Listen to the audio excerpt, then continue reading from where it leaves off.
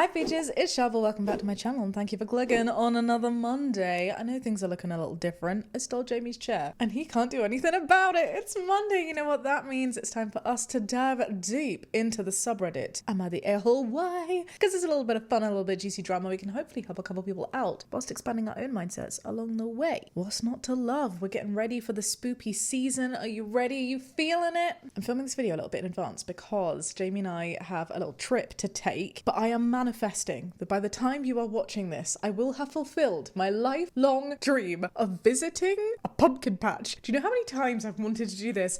I've always been too late. I'm just too ADHD to be that demure or that mindful. But we're going to make it happen this year. Yeah, we are. But for now, let's go fishing for a-holes. A whoop. Am I the drama for making a request in the McDonald's drive-thru?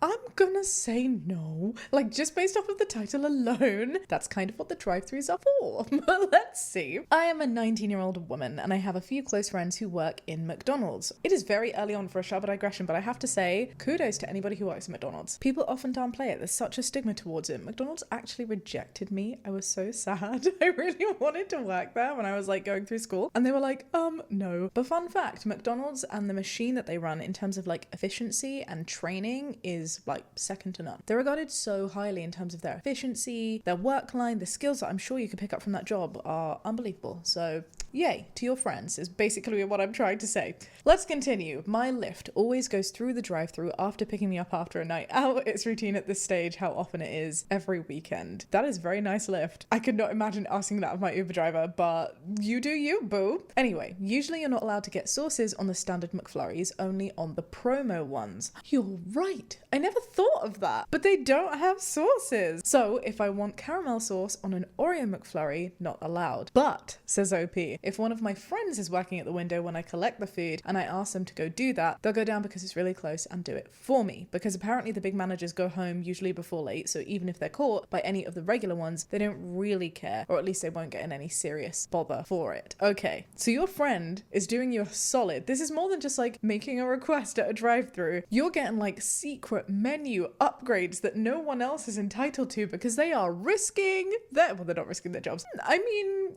on paper, they're doing something that they're not supposed to do. That must be so cool. I'm saying this like with genuine seriousness. I just said that one of my life goals is to go to a pumpkin patch. Another of my life goals is to work in a pizza restaurant. I would so love to work somewhere like Domino's. I didn't apply to Domino's. I couldn't because I didn't have a driving license. But it's my dream to experience working at Domino's. It's very different. I'm not saying like having to have the job. I just would love to experience the role of like doing little cooking mama bits, doing the dough and like doing orders. It sounds so fun. This time, says OP, I thought I'd make things easier. When I ordered, I was told, sorry, we can't do that. I yelled, I know X is working. Tell them it's for me. They'll do it for me. Okay. But I never ended up getting what I wanted. And next day, my friend got mad at me because apparently one of the big managers were there because they were training a new manager on how to close. OP says, you'd think if you become a manager, you'd already know how to close. Not necessarily. I'm not liking the tone of OP here, I have to say. OP sounding very entitled. At least I'd expect that you would. It makes no sense at all and certainly doesn't need the highest up babysitting for you to learn. It sounds like OP here is deflecting and is mad that their friend has told them off and they're like, oh, it's the manager's fault for being there. We'll unpack at the end. OP continues, that big manager had a headset on, which meant that they heard me say that and talked to my friend about it and grilled them on it. And in the end, believed my friend when they said that I was being a drunk idiot, which I was. And also that means no harm done. I don't know. Your friend was pulled up by their manager to have like a chat about procedure. I'd say that's a little bit of harm. It's not like the most harm, but that doesn't mean that you can be like, oh, no accountability. No one really got hurt. So even though I did this thing that I shouldn't have done that crossed many boundaries, I'm going to blame someone else for being in the presence and I'm going to say that there's no harm done. So I'm just a drunk idiot. It's not a vibe, babe. My friend was proper mad that I did that, even though how was I to know about what would be going on, says OP. Apparently I should have had the sense to wait until at the window and to be more discreet, but also, again, no harm done, so no issues, in my opinion. Babe, you are the drama. I say this with the greatest of respect. You are the biggest drama, and people like you annoy me so much. Oh, that's the spicy side of me coming out. The kind side says, I am so glad that you have come to this forum to try and expand your mindset, because clearly you're trying to see if something is wrong, and with the greatest of love and patience, how you acted wasn't fantastic. And here's why. You are taking no accountability. It's very important to take accountability. Taking accountability, regardless of the outcome, actually goes such a long way. In some cases, taking accountability and owning up to something and communicating that in a healthy way can really mend relationships a lot more when someone is mad than whatever the actual outcome of the context might be. And right now, you are not doing that. Imagine the audacity if someone tried to unalive somebody, failed, and was just like, oh, well, it didn't work, so like, don't send me to jail. Like, it doesn't work that way. That's why in law, the very first distinction that we make is between mens rea and actus reus. What you do and what you intend to do is very different. And right now, you didn't intend. That's the problem. You were a drunk idiot. Your words, not mine. But you did intend in that moment to not be considerate, to not be discreet, to not specifically say only to your friend, but to actually say it out loud to other people who work there, exposing your friend for something that they shouldn't really be doing in the first place. I'm not going to say everybody sucks here though. I don't think they suck in the slightest, and I don't think they are in the wrong for even doing that, like fulfilling your order, because look, workplaces are workplaces, and if McDonald's are going to have a problem with one person using a little bit of extra sauce one day, like, it's just so corporate. It's not taking into account at all that people are human beings. If they're doing it for every single customer and it's causing a huge issue to the bottom line, like, I can understand the whole, they're here to do a job, but like, be a person for a second. It's not your friend's fault. OP, this is your fault, and you're just mad that it didn't work out this time and that you're taking the blame, and you're taking it out on the new manager, which is really mean. Honestly, the whole thing screams entitlement. From the very first sentence, if you're expecting your lift to go and get you the takeaway, to asking for this extra stuff in the first place, to being annoyed that the manager is managering. It's just the audacity, babe. The audacity. Take this as a wake-up call. In the grand scheme of things, it's not the worst thing in the world. Be grateful that your friend doesn't have any additional discipline measures taken out, and definitely don't ask them again in this way to pimp your McFlurry. It's not the one. In fact, if I was in this situation, I don't think I'd ever be able to ask the friend again. I would have to wait, and if I saw them and they were serving me and they were just like, do you want extra caramel sauce? Then maybe I'd be like, yes. But apart from that, don't do it. You caused a problem, no more problems. You are the drama. You don't seem to understand your friend was doing you a favor, but in your arrogance, that's a good word. I was using entitlement, but arrogance works well. They kind of go hand in hand. They're like twins. You dropped your friend in it and you could have cost them their job. So yes, they have a right to be angry with you. Think of it another way. If your friend gets fired, they won't be there to add the syrup to the milkshake. You, my friend. And also, your friend may no longer be your friend. You know, I like how this commentary is like speaking OP's language. It's like, you're clearly very egocentric. How can I explain this in a way that will make you find it important for you? Oh, it's sad. We laugh or else we cry. You are the drama. You're getting special favors and you didn't know enough to be quiet about it. At 19, you should be smarter. That's true. I mean, under the influence of alcohol, maybe you shouldn't be smarter. But it comes to a point, you know, if you're drinking and you don't know when to act in a way that's not going to jeopardize your friend's job, then maybe you're drinking too much. Maybe you need to curb that behavior because it's not a very nice thing to do. Imagine if your friend did lose their job. Like, seriously, it's not okay. Do better, OP. Thank you for submitting to the Am I the Drama forum to learn. Should we go fishing once more? Am I the drama? I think I just lost my best friend of 10 years. Oh no! Did you expose them doing special McFlurry favors for you? Just before we continue, I do just want to say that we are so close to 150,000 subs. If you wouldn't mind subscribing if you haven't already, it would super help this channel out. It's totally free for you to do, and most of the people that watch these videos are not subscribed. So if you'd like to, like, I don't know, help a Shaaba out, help a peach out. And with that, let's continue. Let's read. My best friend took family/engagement photos with her fiance and kids. When she showed them to me, I said I loved them and that they came out great, except for one. Only one? Wow, that's a feat. So not photogenic. Every single photo comes out real bad. So this is high praise from a friend. I said, you look amazing and you should crop him out. Oh, she gave me big eyes and I explained your fiance looks like he was mid-conversation. Oh, okay. I thought she was like, your fiance's ugly. But no, she's just like, hey, it's a blooper photo for fiance. The pre-husband is still a fiance. I got confused. She agreed and we moved on. Later I said I had to go and I talked to her later and I didn't think anything of it. Oh no. I have a feeling we're about to be blindsided forever. friend. I texted her the next day and I didn't get a response, which was a little weird because it was the weekend and she normally always answers. But I get it, we get busy. Monday comes around 3 days later and she calls me like she always does, but she has a serious look on her face. Is this like a FaceTime? Oh no. I ask her what's up and she tells me that I effed shit up for her. Oh no. All because of this conversation? No way. I was confused and I asked her, what did I do? She then goes and tells me that her fiance is furious that I made that comment and wants to know if that's how I really feel about him. That he has the ability to talk and doesn't always look photo ready when he's like, huh? Is that the problem? Did your friend relay it properly?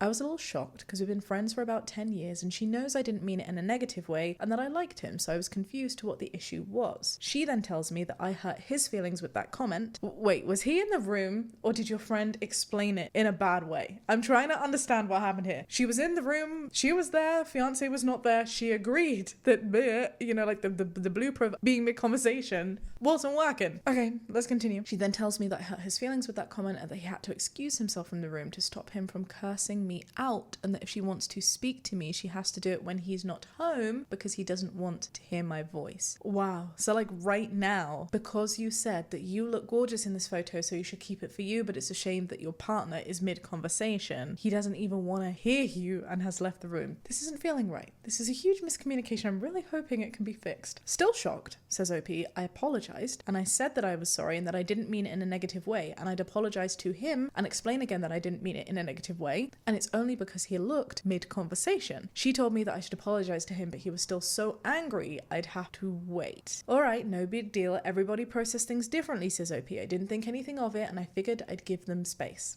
OP sounds like a good egg. Do you know what I mean? Like, there's a lot of self-reflection going on. It's like, hey, people process things differently. Hey, people get busy. I like you, OP. I like this. Okay. 5 days later, she calls me. I was already a little upset because before this happened, we would talk on the phone at least once a day, if not more. Oh no. This is so sad. Talk about, like, what do they say? Turning a teacup into a mountain? Is that the phrase? I feel like I got that wrong. But you know what I mean. We talked a little bit and I asked if he was still mad at me and she said, yeah. Mind you, it's now been a full week. I said, are you serious? I didn't mean it in a bad way. He needs to climb off his high horse and calm down. She said that he shouldn't have to. If the shoe was on the other foot, I'd expect him to not talk to that person anymore, and my reaction would have been a lot worse. For saying someone was mid-conversation in a photo?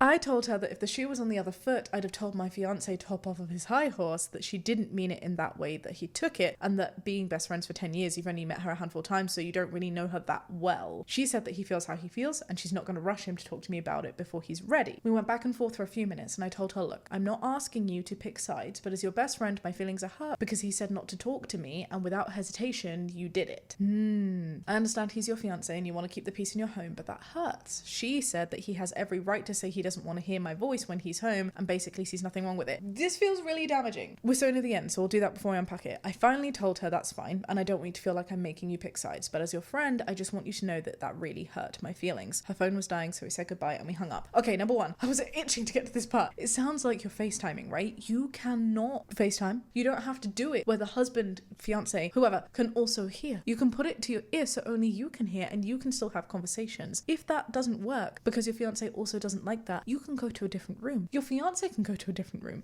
and you can still have a conversation. Just because you're in a relationship with someone doesn't mean that your entire diary has to surround and be authorized by what somebody else is doing. If they don't like the presence of somebody in the room and you want to continue having that relationship with said person, especially if it's something as trivial as this, right? Absolutely, friend, you should be making the efforts to have a conversation.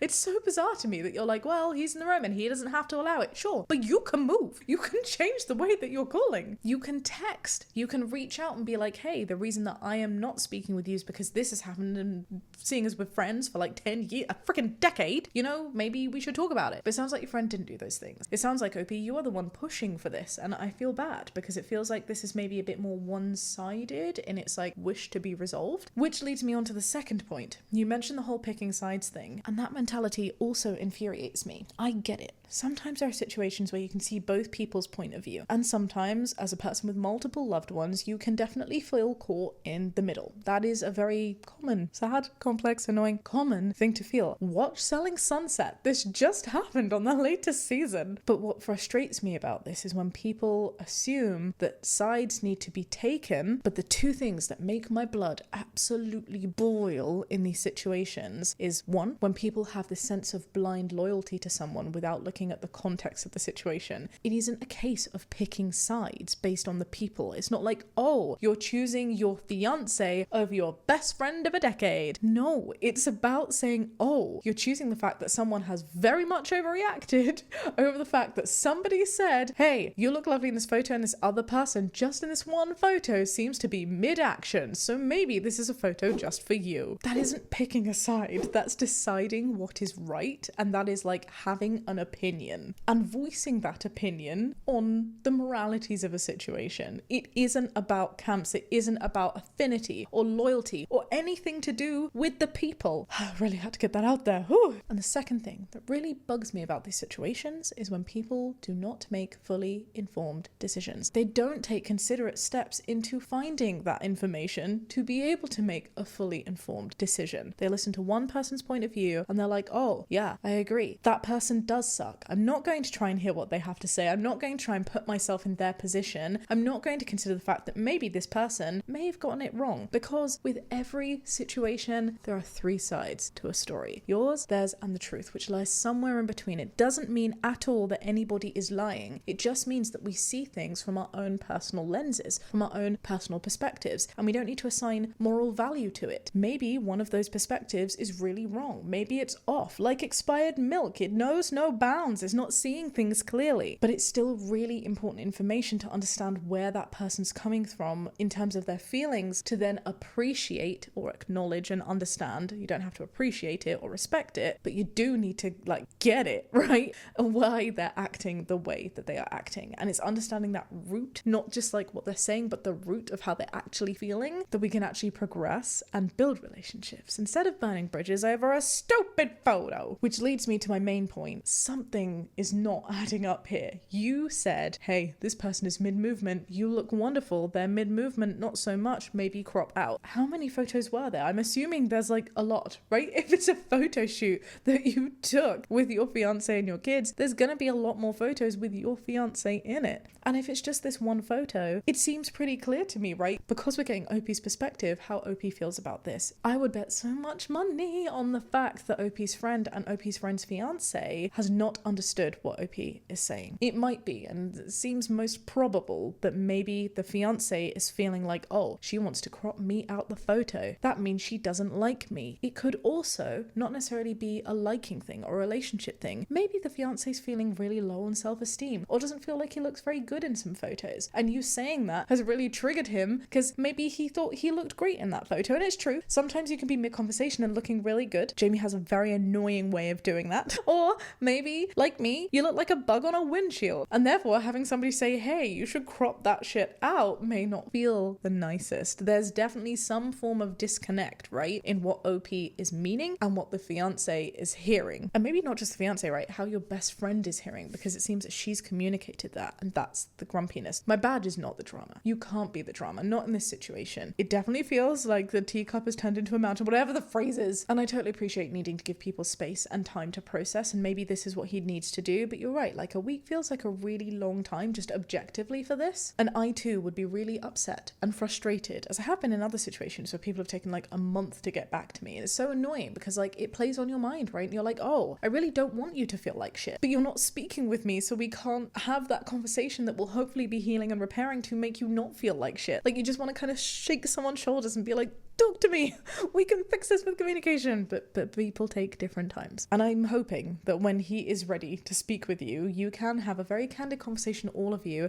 I think it's really sweet that you apologize, and I think it's also important that you apologize, because even if that's not what you meant, you can still apologize for how it may have come across, right? That somebody felt bad and feels sad, and it's because of something that you've said. Even if they've misconstrued it, you could be like, hey, maybe I could have made that clearer. I'm really sorry. I did not want you to feel this way. I'm really manifesting that conversation can happen for you, my loves, because it feels a little ridiculous. Not on your point of view, but the reaction feels ridiculous, which is why it has to be something else. It has to be coming from a greater depth of insight. security. I'm trying to think of the best advice on how to like fix a situation like this, and honestly, if I were in your position, I feel like some people might disagree. I would be doing everything that I could to fix things with the partner. It's such a shame that your friendship is suffering over this, and clearly your friend feels like this big affinity to their partner, which is stopping them from being able to see things objectively. I would try and go straight to the partner. I wonder if you have their number and you can text them or find some way to give them the information in a way that they can process, where you can lay it all out and be like, hey, I like you. It's okay. This meant nothing more than just she had a gorgeous photo, and in that photo I just felt like you were mid-pose. In every other photo, I think you look absolutely incredible. You're a gorgeous couple. I like you. I think you're fine. I mean, maybe not after this, but I'm kidding. But maybe hearing it from you will, even if it doesn't resolve things initially, it will open up that conversation so that he can respond and be like, look, this is how I feel. This is why I'm mad, blah, blah, blah, blah, blah. And then you can work through it from there. That would be my position. But yes, you're absolutely not the drama. And I kind of do feel like if I was to assign who is the drama in this situation, I really do feel like your best friend is quite a bit of the drama. Obviously, fiance, but he's a big drama. But it's so sad to see a friendship of 10 years, as you say,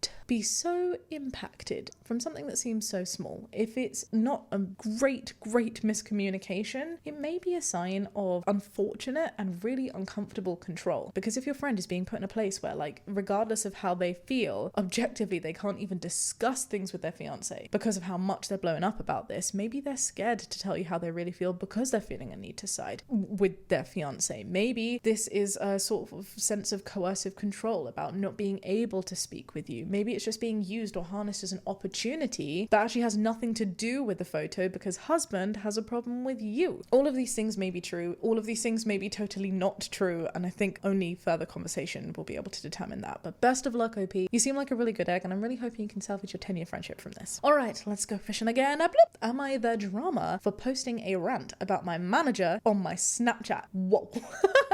This is drama. What is with people? People in the workplace, people with their partners, they're all like they're making life difficult.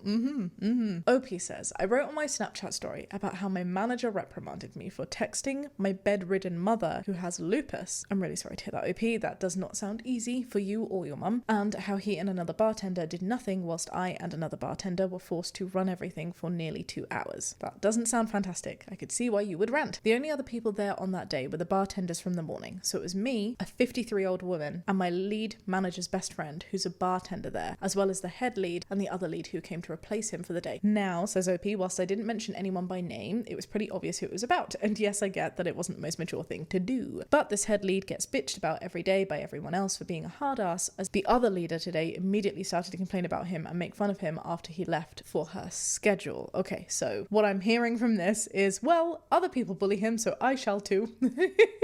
Which isn't fantastic. What I'm also hearing is he is a hard ass. He is annoying a lot of people. It's not just you. And you're trying to show some affinity from that. I see that too. When he asked to pull me away and talk again, I swear I thought he was going to call me out for not being at the front again. So I thought I was texting a lot or something. I started to explain how I was just trying to finish the morning side work since our second manager would be arriving soon, and he suddenly stopped dead in his tracks and went, no, come on, Nicole, and started to ask me why he had to find out from someone showing him my story that I said he was reprimanding me when my mum was sick on my story instead of talking to him. Oh, that's awkward. That's very awkward. Oh no. He just kept going on about how he tries to be nice and chill with me and how he didn't know that my mum was sick, so it's not like he was trying to be a jerk. And if I had an issue with him, I should have told him to his face.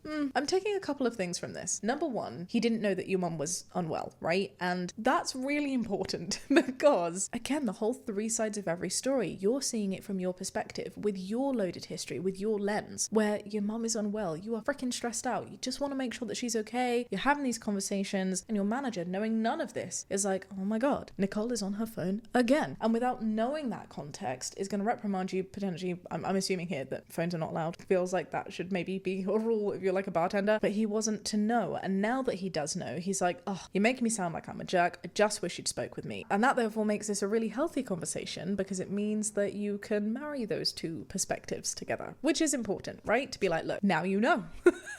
I'm going through something really stressful. And if I occasionally have to text my mom, are you okay if I do that? And then he'll be like, yeah, sure, we're all human here, and the end. And everybody lives happily ever after and we're all good. The flip side of that though, where perhaps you could have demonstrated some more patience because your manager didn't know the full part of the story, is your manager coming from a lens where he's like, gosh, just talk to me. I'm approachable. I'm fine. And clearly that is not the case for you. Everything that you're seeing from these other people is that your manager is not approachable. Also, just ordinarily, if there is a problem, I get it. Sometimes some people will be very ballsy and be like, I have an issue with you, manager. But most of the time in a professional setting, you don't feel like you can do that. Unspoken rules of hierarchy, dynamics of power within a workplace, colleagues, bosses, it means that you can't just have those conversations to be like, dude, you pissed me off. Because in these situations, it could end up with them going, dude, you're fired. And nobody wants that, you know? So like, I feel like your manager is also not understanding it from that point of view. All this to say, sharing points of view is really important. We'll carry on. Nicole says, I even apologized if he was offended when I told him that I wasn't talking trash and that it was just me venting about my manager like most people do. I also acknowledge that I need to listen to them more about using my phone, whether I like it or not. But he just kept babbling on about how he's always so nice to me and how when I go behind his back instead of telling him to his face, he feels like I'm talking shit about him. And he tries so hard to be nice and chill to me that I owe it to tell him to his face when I have an issue with him. That is not how things work. Where is HR?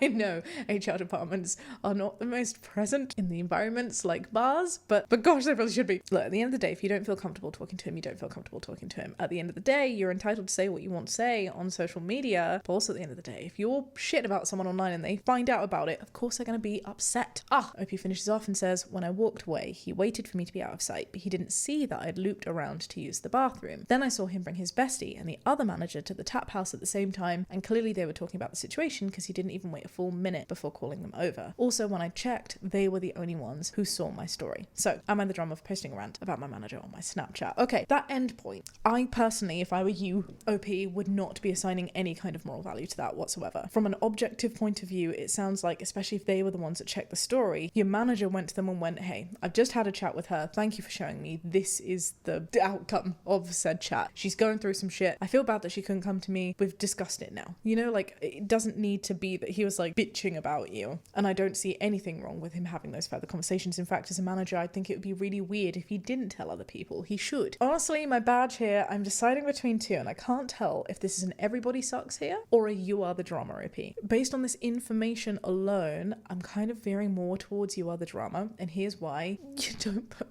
about your manager on your story, especially knowing your colleagues can see it. If you're going to do that, take your colleagues off. You're perfectly capable of doing that. You are right. People do this often, like just ranting about their managers. You're allowed to speak to your friends. Maybe that also involves for some people putting things online, absolutely, but take your colleagues off. Make sure it doesn't loop back round. And again, on paper, with him being like, gosh, I wish that, you know, you'd spoken with me, I feel like it's both of your jobs really, but mostly your manager's job to foster an environment where he makes you feel safe enough, like you can go to him when things are wrong, like your mum not being well, and needing to ask for extensions and flexibilities in the workplace. That is literally his job as being a manager, is to manage people. And managing people means managing them through the messy aspects of their lives. But then at the same time, we're not just looking on paper. The other things that I'm hearing is that he's not liked by other people, and he's also a guy, and you're a woman, and that does play in my mind. Honestly, it has to. Especially when people are like, gosh, I just wish you could talk to me like boss, man, unliked man by other people, not just you. I think that's why everybody sucks here is probably the better badge to use, where you suck a little bit more OP. But I can see the faults in your manager. One, in not fostering that safe environment for conversations, and two, for just being like, I'm a nice guy, I'm a nice guy, I'm a nice guy, I'm a nice guy, I'm a nice guy. I feel like in those situations, even if you are a nice guy, saying that you're a nice guy isn't always the best way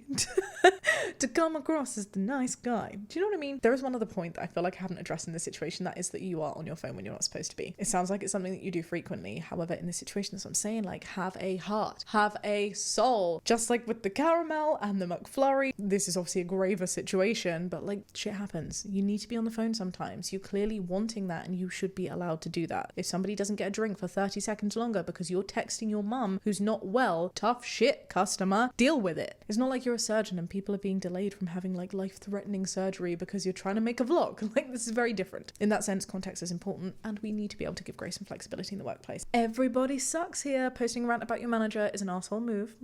He should have been kinder about you texting your sick mother, and everyone should have been working. Fair. Everybody sucks here. You're both immature. A lesson for you: don't follow your coworkers on social media and don't let them follow you. I mean, I think as a blanket rule, you can totally follow your coworkers. But maybe when you're posting about work, don't do that when you know they talk to the boss. One of them's the boss's bestie. What are you doing, Nicole? What are you doing? If your coworkers didn't have access to your Snapchat, you could have vented there in peace. Not the drama for venting on a personal social media, but don't put stuff out there if you don't want people to see it. I totally agree with that. I don't think you're the drama for venting generally, but I do think there's a little bit of accountability that needs to be taken because you very willingly let other people see it. Everybody sucks here / you are the drama. Oh, so interesting. It's like you were inside my mind. A few things to unpack. Sorry, team, mum has lupus. Despite what we're dealing with in real life, work is work and it's not okay to be texting to the point that you're drawing attention from your co-workers and or overhead. It's only going to make your problems worse and generate more stress. Yes, I agree with this, but also have a heart, companies, have a heart. If you're going to vent on social media about issues at work, do it anonymously. Snapchat about your managers and co-workers on the clock is a bad look and can get you fired from practically anywhere. Leave the social media for your own time. You know, I didn't even think about that, but you're so right. I do think it makes a difference about when you did it, and you did that on shift. Doing it after shift, all the respect to you, but on shift, that does feel like something that would get you a disciplinary. If you've got an issue with a boss, just talk to them face to face. Communication is key. Maybe this person is me. No, I didn't post this, but chances are likely he summoned the others to let them know that he took care of the issue, not necessarily to talk bad about you. Totally agree with this, but I also appreciate that it's a bit difficult to see when you're in like the heat of the moment. You don't always see things objectively, which is why forums like this are really useful. And why on earth do your co-workers / boss have access to your Snapchat? That alone is just asking for issues. Totally agree. Don't be too hard on yourself and chalk this up to a learning experience. I like this comment. What do you think, Peaches? Is this an everybody sucks here or is this a you of the drama? Please let me know downstairs in the comment section. Let's all have a chat. Just remember to be kind. All right, BBs, for our final one, we have a submission from a fellow Peach. Floop. Cat person asks, am I the drama for telling my fiance he needs to be more switched on? Ooh, this is so conspicuous. We're already gonna be best friends because your name is Cat person and I love that. And I just have to say it, when I heard switched on, my mind went dirty. I'm sure it's not meaning to go there, but we're just gonna move. I, 21-year-old MB, and my fiance, 23-year-old man, are moving this weekend. Congratulations. It's a scary, exciting, happy, terrifying time. We've lived together since we were 17 and 19 and have moved twice before, but this is our biggest move as we are moving from the southwest England to Wales. Oh, that's even more exciting and scary and wonderful and terrifying, but congratulations. But also hella cool because Wales is pretty. Packing has been very stressful as I've literally just finished an access to higher education diploma. Congratulations. Oh, so many exciting things to congratulate you for. And we are both balancing full-time work, and I've been traveling back and forth to Wales for interviews and training for my new job on top of the hectic packing. Look, nobody said it was easy. Packing is hella stressful. It is so hard, and even if you had nothing else to do, moving house would still be stress. So give yourself some grace. I keep using that word, but give yourself some grace. Today, says Cat person, I came home from work, had a shower, went to put in my split ends cream. It's cream that seals split ends and makes hair look healthy between cuts, and it's not there. I then noticed that there's no hand wash. Oh my gosh, your partner has packed it all away. No shower cleaner, no toilet cleaner, no perfume, no dental floss, no hair dryer. My fiance has packed it all. Oh, did he pack the loo roll? Did he pack the toothbrushes? I have questions. I opened the box that he packed as Cat person and began to unpack all the bits that I still needed out. I also removed about half a dozen empty packets and out-of-date bags of ingredients that he'd also packed. Like food ingredients? In with the bathroom stuff? Interesting. And the cherry on this chaotic cake is that he'd packed the pot that I store my matcha tea in, but the pot doesn't seal shut and he hadn't taped it, so every item in the box is now covered with a layer of grass-smelling green powder. Oh, does matcha smell like grass? I know that's not the point of this submission, but I am so curious. I was gifted something recently. Who'd gone on a trip to Asia and they brought back some matcha nougat, and I've never tried matcha before, and I'm a little bit nervous because they were like, it's questionable as to whether you're like this. And I'm scared. What does matcha taste like? It looks so beautiful. I feel like it's one of those trendy ingredients that's on every single menu, yet somehow I've managed to avoid it this entire time. Anyway, OP continues. I went to him and told him that he needs to be a little bit more switched on when packing and needs to ask me if he's unsure about anything. I also said that he's wasting space in the moving boxes. He then called me an arsehole and started yelling at me and is now giving me the silent treatment. So, am I the drama for telling him that he needs to be more switched on when he's packing our stuff? No, Cat person, no, I really don't believe believe that you are. And you know what? Because I'm feeling like significantly less spicy compared to the beginning of this video. Babe, you are the drama. I say this with the greatest of respect. You are the biggest drama. And people like you annoy me so much. Oh, I'm actually going to say no drama here. That is my badge. And here's why. Wait, hang on. No, I need to rescind it. Sorry, I am still being kind, but I do think your partner is still the drama. And here is why.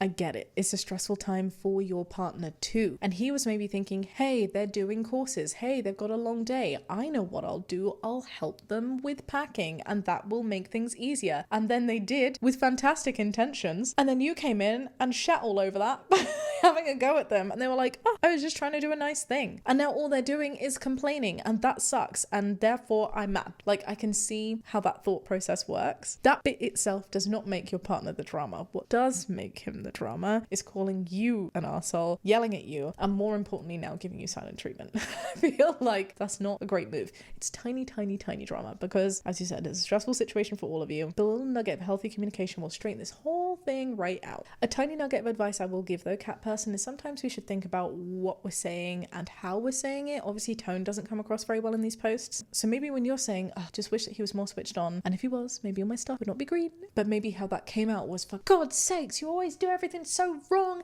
and now all my shit is green. You know, like those two paths could elicit two very different reactions. And so maybe just be a bit mindful, especially in these moments when we're really stressed about how we're saying something. And there's no harm in also acknowledging and being like, hey, I totally appreciate that you're trying to make things easier. I see that you're helping out with the packing and that is amazing. However, going forward, please be mindful to, one, not pack up stuff that we're still using. Let's have a chat about what those things are going to be. And two, try and think about how we're packing. This is my thought. It might be that you have like way more experience than he does, or maybe just like better packing intuition. I bet you'd beat him at Tetris every single time. And that's okay. We all have our skills. We all have our flaws. And we are also human, which means that sometimes we do communicate in ways that aren't the nicest or that elicit the best responses, especially when we're stressed as you two must be. But you're totally going to get over this. Just chalk it up to a learning moment, as a previous commenter said, and focus on how amazing this movie is going to be for you both. I wish you the best of luck. Peaches, if you have any additional advices or other badges that you'd like to give out, let's help cat person out. Thank you so much everybody for watching this video. If you enjoyed it, maybe give it a thumbs up, subscribe if you'd like to see more. I don't know if we are still tantalizingly close. I feel like we might be so